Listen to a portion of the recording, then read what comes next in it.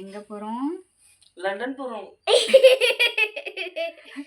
தொட்டியத்துக்கு மதுரை காளியம்மன் கோயிலுக்கு திருவிழாக்கு போயிட்டு வரோம். வாங்க நீங்களும் போகலாம். Okay bye. போயிட்டு வந்து பேசுகிறோம். லைக் பண்ணுங்க, சப்ஸ்கிரைப் பண்ணுங்க. அப்புறமா ஓடிடுங்க. போவாதீங்க, பார்த்துட்டு போங்க ஃபுல் வீடியோவையும். Okay bye. எங்கள் அம்மா பந்தானி வச்சுட்டாங்க. காட்டு, நல்லா காட்டு. எப்படி இருக்குன்னு சொல்லுங்க. எப்படி இருக்கு? சூப்பரா இருக்கு. சூப்பரா இருக்குட்டாங்க. 5:30 கிளம்பணும். ஒரு 6 மணிக்கா கோயில் வந்து சேர்ந்துட்டோம். பெரிய தேர் ஐயப்பன் கோயில்கிட்ட நின்றுட்டு இருந்துச்சு. சரி நாங்கள் அதுக்குள்ளேயும் வந்து சாமியை கும்பிட்டுட்டு வந்துடலான்னு சொல்லிட்டு தேங்காய் வாழைப்பழம் பூவு இதெல்லாம் வாங்கிட்டு கோயிலுக்குள்ளே போனோம். கோயிலுக்குள்ளே போனால் க்யூ ஒரு 3-4 லைன் பக்கம் நிற்கிது. சாமியை பார்க்க முடியாது போல வாட்டுக்க அப்படின்னு நினச்சிட்டு நின்றுட்டு இருந்தோம். அப்புறம் பக்கத்து லைன்லேயே 50 ரூபா டிக்கெட் கொடுத்து போய் பார்க்கலான்னு சொன்னாங்க. சரின்னு சொல்லி 50 ரூபா டிக்கெட் கொடுத்துட்டு போய் பார்த்தலான்னு சொல்லிட்டு போனோம். அங்கே ஒரு 1/4 மணி நேரம் நிற்க வச்சுட்டாங்க. அங்கே நிற்க வைக்கிறதுக்குள்ளே பசங்க எல்லாம் தேரை கொண்டு வந்து கோயில் வாசல் முன்னாடி நிப்பாட்டிட்டு சாமி கும்பிடவே வந்துட்டாங்க. சரி பரவாயில்லைன்னு சொல்லிட்டு சாமியெல்லாம் கும்பிட்டுட்டு நாங்கள் வெளியே வந்தோம். அதுக்கப்புறம் வெளியே வந்துட்டு கோபுர தரிசனம் இதெல்லாம் முடிச்சுட்டு கொஞ்சம் நேரம் உட்காந்துருந்தோம். உட்காந்துருந்துட்டு வெளியே வந்தால் தேர் பார்த்தீங்க அப்படின்னா இன்னும் கோயிலை சுற்றலை, கொண்டு வந்து இறக்கி வச்சுட்டு தான் சாமி கும்பிட போயிருக்காங்கன்னு சொன்னாங்க. சரின்னு சொல்லிட்டு நான் வந்து இந்த கோயிலை சுற்றுறது, டான்ஸ் ஆடுறது, கோயில் இந்த தேரெல்லாம் ஒரு உழுக்குவாங்க, குலுக்கி ஆடுவாங்க, அதெல்லாம் மிஸ் பண்ணிட்டோன்னு நினச்சிட்டு இருந்தேன். ஆனால் அதுதான் இல்லை. சாமி பசங்க உள்ளேருந்து கும்பிட்டுட்டு வெளியே வந்தோடனே தேர் தூக்க ஸ்டார்ட் பண்ணியிருந்தாங்க. நானும் ஜூம் பண்ணி சாமியை வீடியோ எடுக்கலான்னு பார்த்தா முடியல. உள்ளே வந்து பார்த்தீங்க அப்படின்னா சிலை மாதிரி இருக்காது, பனை ஓலையில் தான் வரைஞ்சி வச்சுருப்பாங்க.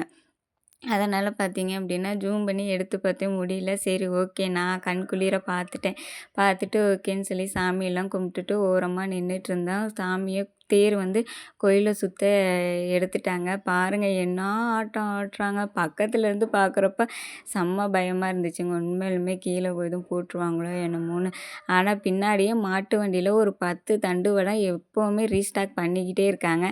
ஏன்னா டக்குன்னு தண்டுவடம் இவங்க ஆட்டில் உடஞ்சிருமேன்னு சொல்லிட்டு சாமி தேர் வந்து இப்போ கோயிலை சுற்ற போயிருக்கு. நாங்கள் அப்படியே ஒரு வீடியோ எடுத்துகிட்டு நாங்கள் ஜாலியாக அப்படியே ஒரு வியூ பார்த்தோம். சூப்பராக இருந்துச்சு, செம்ம கூட்டம். ஆனால் இந்த திருச்சி டிஸ்ட்ரிக்ட்லேயே தொட்டியத்துலேயே இந்த மதுரை காளியம்மன் கோயிலில் இவ்வளோ சிறப்பு என்னன்னு கேட்டிங்க அப்படின்னா கண்டிப்பாக சிறப்பு இருக்குங்க. ஏன்னா 2 தேருமே தூக்கு தேர் தான். இதோட ஸ்பெஷலே வந்து தூக்கு தேர் தான்.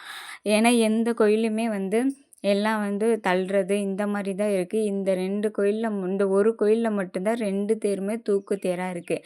பெரிய தேர் 32 அடியும், சின்ன தேரும் 30 அடியும் தூக்கு தேர். பசங்க எல்லாருமே செம்ம ஆர்வத்தோடு தூக்கிட்டு இருந்தாங்க. எல்லோரும் பார்த்திங்க அப்படின்னா காலையிலேருந்து சாயந்தரம் வரைக்கும் தூக்குறாங்க. ஆனால் கொஞ்சம் கூட அலுப்பு இல்லாமல் அந்த ஆர்ப்பாட்டம், கத்தல் சத்தம் எல்லாமே அவ்வளோ அழகாக கேட்டுகிட்டே இருந்துச்சு. கோயிலை இப்போ சுற்றி வெளியே வருது, பெரிய தெரு சுற்றி வருது. இப்போ கூட பாருங்கள் அந்த துண்டை சுற்றிக்கிட்டு ஒரு ஆட்டம் அப்படியே கத்திக்கிட்டே வராங்க. அவ்வளோ அழகாக இருந்துச்சு கேட்குறதுக்கே. நாங்கள் வருஷாந்திரம் போயிடுவோம், இந்த வருஷமும் போயிருந்தோம். சாமி பார்க்கவே அவ்வளோ ஈவினிங் டைமுங்கிறதால அந்த தேர் சுற்றி வர அழகாக பார்க்குறப்ப அவ்வளோ அழகாக இருந்துச்சு. எனக்கு ரொம்ப சாட்டிஸ்ஃபைடாக இருந்துச்சு. ஏன்னா நாங்கள் எப்போவுமே தேர் வந்து வேறு எங்கேயோ இருக்கும், நாங்கள் போய் சாமி கும்பிட்டுட்டு கோயிலில் வந்து அப்புறமா சாமி கும்பிட்டுட்டு வீட்டுக்கு போவோம். ஆனால் இந்த தடவைக்கு வந்து சாமியும் கும்பிட்டுட்டு 2 தேருமே பக்கத்துலேயே இருந்துச்சு, அதையும் சாமி கும்பிட்டுட்டு அப்படியே வந்தோம். பசங்க கத்திக்கிட்டே வரானுங்க பாருங்கள். இதில் ஹைலைட்டே வந்து இந்த துண்டை சுற்றி ஹேன்னு ஒரு சத்தம் போடுவாங்க, அவ்வளோ அழகாக இருக்கும்.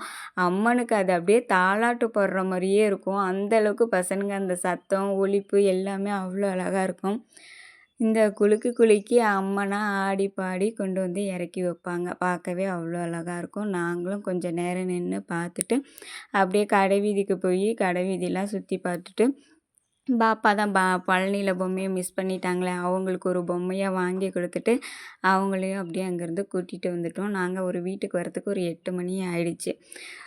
8 மணி ஆயிடுச்சு. நாங்கள் அப்படியே ஒரு பானிபூரி நைட்டு டிஃபன் அங்கேயே முடிச்சுட்டும் வந்துட்டோம். Okay bye. நெக்ஸ்ட் விலாகில் பார்க்கலாம். பாய்.